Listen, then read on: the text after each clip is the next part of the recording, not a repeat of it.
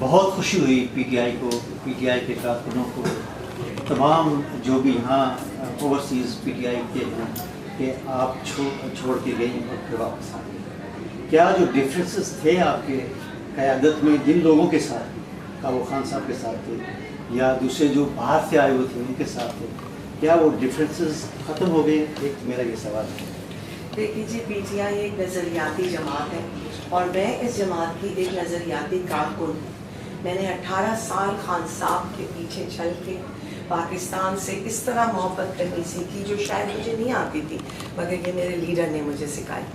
میرا جو بھی پارٹی کے ساتھ میں جو میں نے پارٹی چھوڑی، یہ میری زندگی کا بہت بڑا ڈیفیکلٹ ڈیسیشن تھا اور اللہ تعالیٰ ایسے ٹرائی میں کسی کو بھی نہ ڈالے.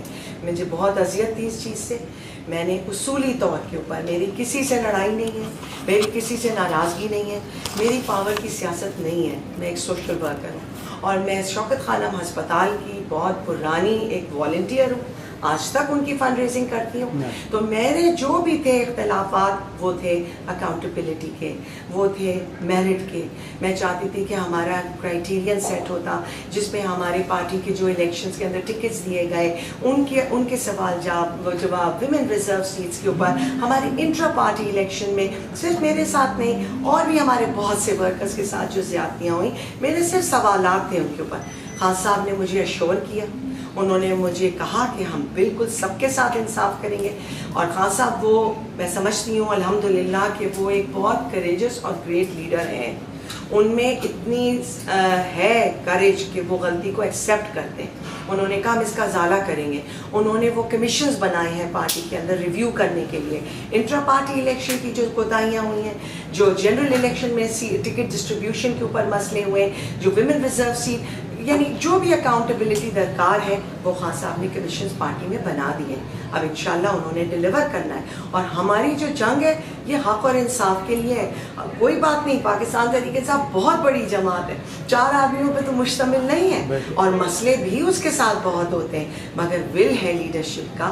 اور پی ٹی آئی میری جماعت ہے اور میں پی ٹی آئی جو جنرل الیکشن ہے اس کو تو ایک طرف رکھے ہیں، جو ضمنی انتخاب ہوئے ہیں جی اس میں بھی آپ کو کوئی ٹکٹ وغیرہ نہیں، کوئی بات نہیں. ضمنی انتخابات میں مجھے نہیں ملا، کوئی بات نہیں. میں نے کہا بھی نہیں، اور اگر نہیں ملا تو پارٹی لیڈرشپ نے جو بہتر سمجھا ہوگا اس وقت. میں نے آپ کو بتایا نا بھائی، I am not about power politics. I want to see P T I strong. It does not matter میرا اسمبلی میں ہونا ضروری نہیں ہے. میں اتنی دور پاکستان سے آپ لوگوں کے پاس بیٹھی ہوں، مجھے اپنی پارٹی کو مضبوط کرنا ہے. اور یہ ماشاءاللہ ہے نا، اسلم بھٹا صاحب ہیں، آپ لوگ ہیں، میں جہاں گئی ہوں ماشاءاللہ ایک طوفان ہے کہ پی ٹی آئی کے فیور میں کھڑا ہوا ہے. ہمیں اپنی پارٹی کو مضبوط کرنا ہے. ایک سوال صرف ضرور، وہ یہ کہ جو سیاسی کارکن ہوتا ہے، کیا اس کو نظریے کے پیچھے بھاگنا چاہیے یا پاور کے پیچھے؟ آپ تو نہیں بھاگ رہی ہیں، لیکن آپ کا مطلب جواب چاہیے اس کے بارے میں. صحیح. دیکھیے جی، نظریہ بہت امپورٹنٹ چیز ہوتی ہے پاکستان کے اندر. اگر آپ نے کیونکہ مجھ سے پوچھا ہے تو میں آپ کو یہ کہوں گی کہ خواتین کو 18 سال جدوجہد کرنے کی ضرورت نہیں ہے اسمبلی میں پہنچنے کے لیے.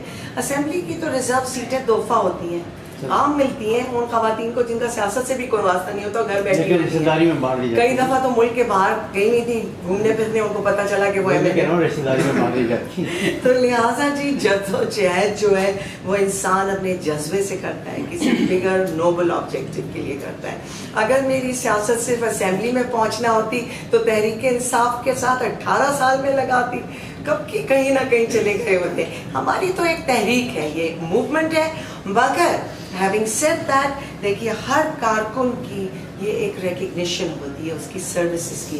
جب لوگ آپ کے نظریے کے ساتھ چلتے ہیں تو جب کبھی وقت آتا ہے کہ پارٹی حکومت بنائے یا پارٹی کوئی مثبت کام آگے کرنے جائے، تو یہ حقیقت ہے کہ آپ کو اپنے ان کارکنوں کو ضرور ان کی سروسز کی ریکگنیشن ہونی چاہیے جو آگے چل کے ایسی قانون سازی کا حصہ بنے جس میں آپ کی پارٹی کا نظریہ ریفلیکٹ ہوتا ہو. جو قوم کی امیدیں ہیں وہی لوگ آگے جائیں گے تو ان کو پورا کریں گے نا.